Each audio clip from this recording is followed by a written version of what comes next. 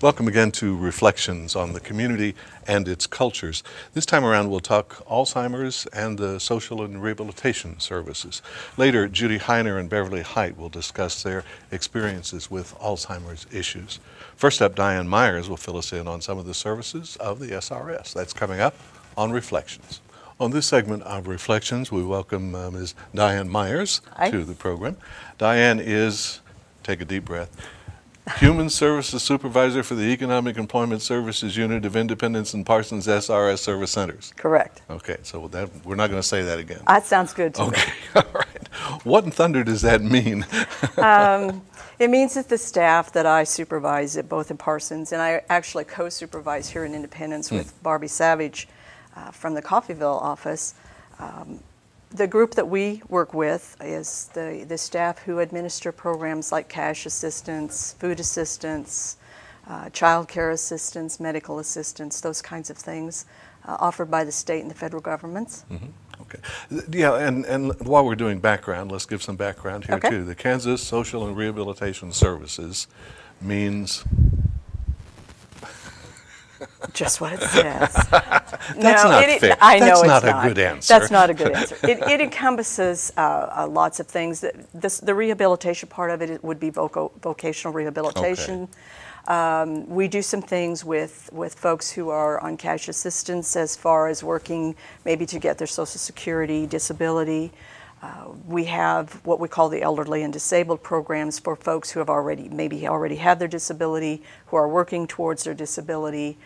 Maybe you're not eligible for Social Security, but could be what we call presumed to be disabled, and that would just be medical piece of it. But so there's not just the social programs, but those as well. Right, and again, it's a very wide-ranging type thing, and it's also for those of us who are like me, and that is old, it's also gone through some changes in what an old person considers a fairly recent time ago. It has, yes. And can you kind of characterize the main change that SRS went through? Well, we've gone through several. When what people refer to as welfare actually started way back after World War II, World War I, when soldiers didn't come home and families were left with mothers and children, and it just evolved from there state by state by state.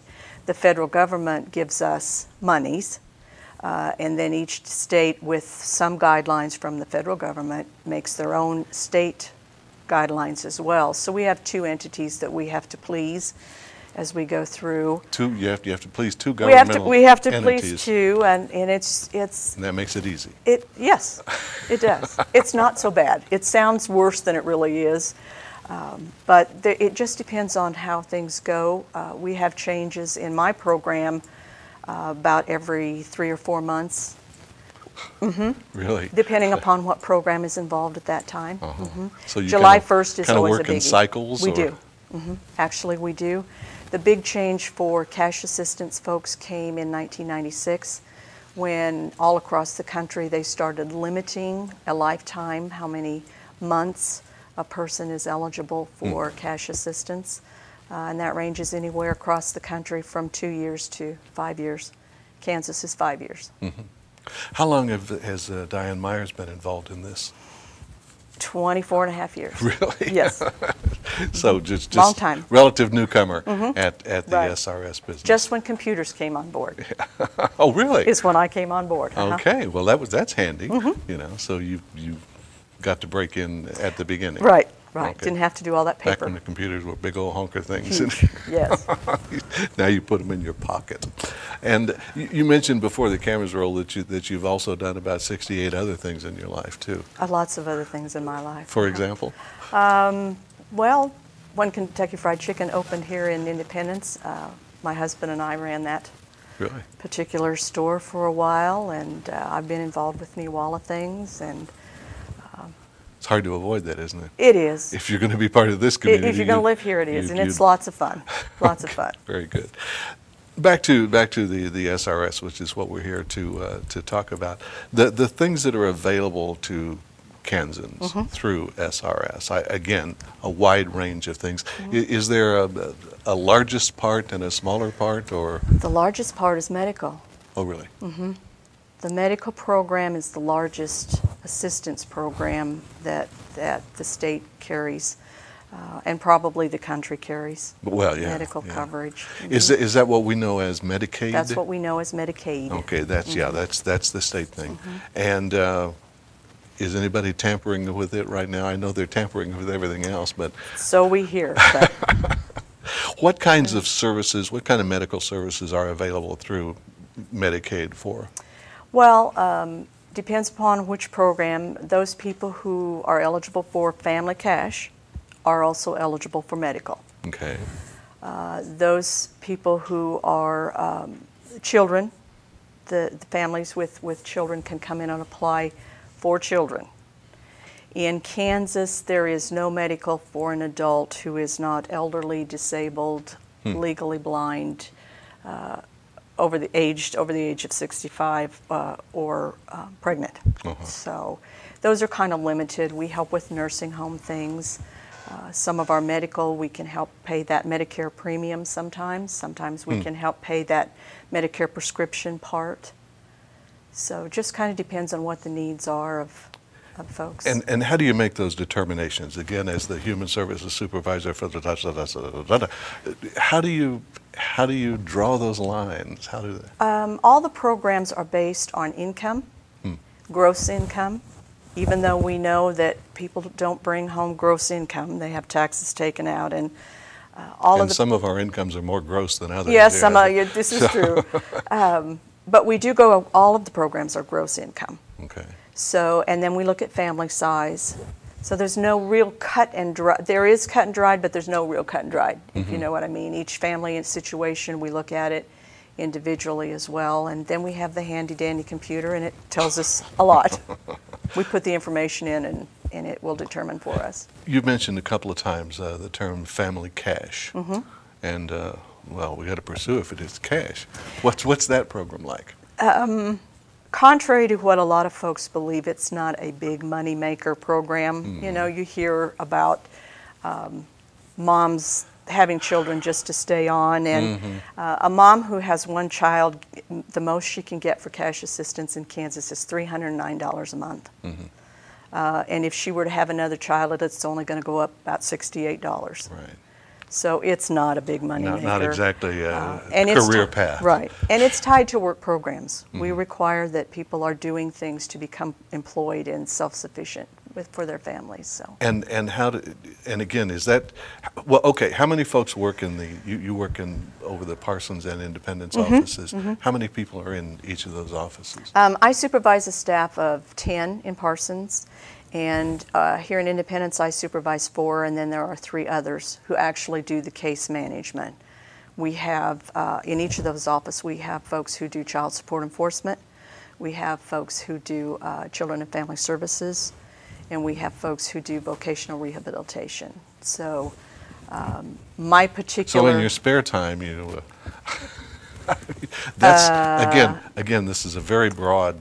Yeah, a very broad umbrella that you live under. And we each are, I just do the EES part of it. I don't get involved. EES meaning economic Okay, all right. If you work for SRS, you're talking acronyms. Oh, yes. Well, any governmental agency, right, you know, it's all, you've got and it's just because the names are so long. Yeah. And it's just so you can confuse us too. Sure, I know why you're doing that. So we've talked about some of the things. Also, food assistance is can be part of the thing too. A person who is eligible for cash assistance may be or may not be eligible for food stamps.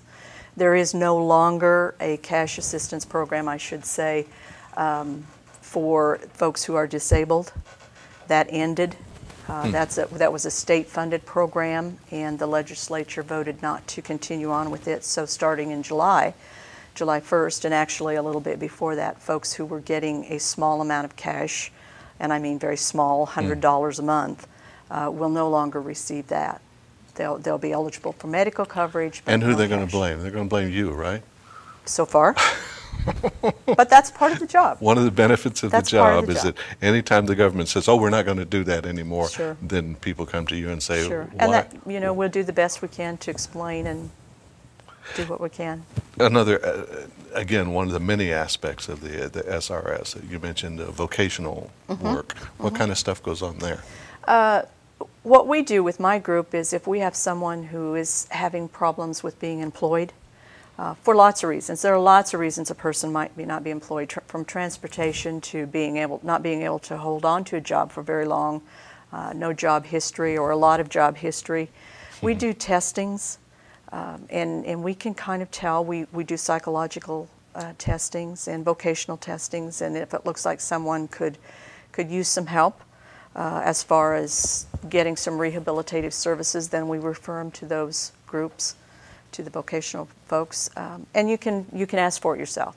It's not anything that just has to be referred to us. People who are disabled or feel that they can't work because of some disability that maybe they haven't had authorized or by Social Security can ask for some help through them on their own. So, this question kind of comes from left field, but I had bumped into some experience with this in another place. But even something like help with dental work, they can.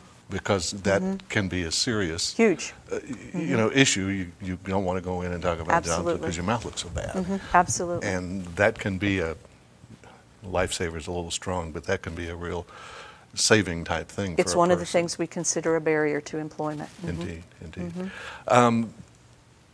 How do people get in touch with SRS?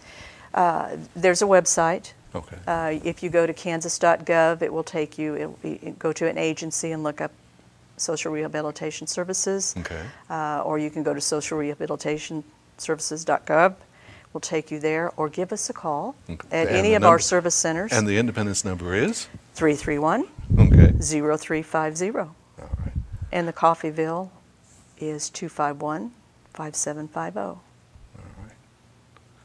So, lots of ways to get in touch. Lots of ways. Lots of reasons to get in touch. Lots of assistance is available.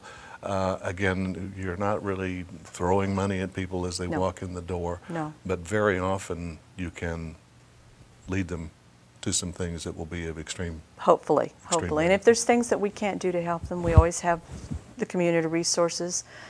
We work with Ford County, the folks that are here. Lots of times refer people here to see what services or help that they can get. Yeah, your finger's on the pulse, really, quite often in a situation like that. Sure. Diann Myers has a long title, Human Services Supervisor, blah, blah, blah, Independence and Parsons, and a little bit in Coffeyville with the Kansas Social and Rehabilitation Service. Thanks for the information. Well, you're more than welcome. All right, Call us anytime. Okay, we'll have more coming up on Reflections.